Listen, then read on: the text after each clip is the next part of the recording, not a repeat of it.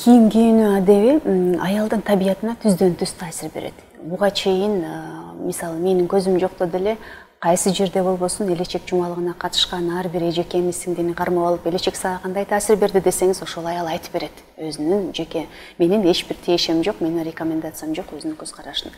Кийим кыздын, аялдын өзүнүн алып жүрүүсүнө, өзүнүн маданиятына, өзүнүн табиятына, назиктигине, өзүнүн кадыр баркын сактоосуна түздөн түз таасир тийгизет. Ошондуктан биздин жоолук салынганга чейинки өзүн алып жүрүүбүз, басканыбыз, сүйлөгөнүбүз менен жоолук салынгандан кийинки абалыбыз деле эки башка керек болсо, ошондуктан биз ушул ислам динин алып келүүдө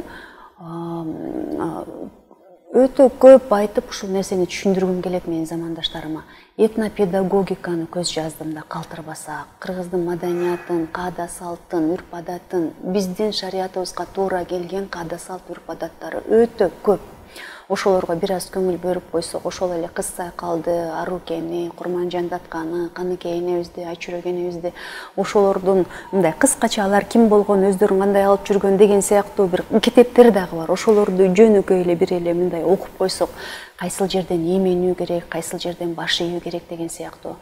Анан ошол кийим кийүү маданияты бул ушундайча биздин улуттук кийимдерибиз шариятка 100% туура келет да. Ошондуктан араб кул болуп кеттиң, анан жоолук салынып койдуң, анан этегиң чалынып калдың дебей эле кыргыздар чалынып эле такнакай эле 18 метрди, 50 метрди башына ороп эле жашап келгенбиз. Ооба, албетте азыр эми көчмөн заман эмес, башка заман дешиңиз мүмкүн, бирок анда сиз өзүңүздүн сөзүңүзгө каршы чыгып атпайсызбы?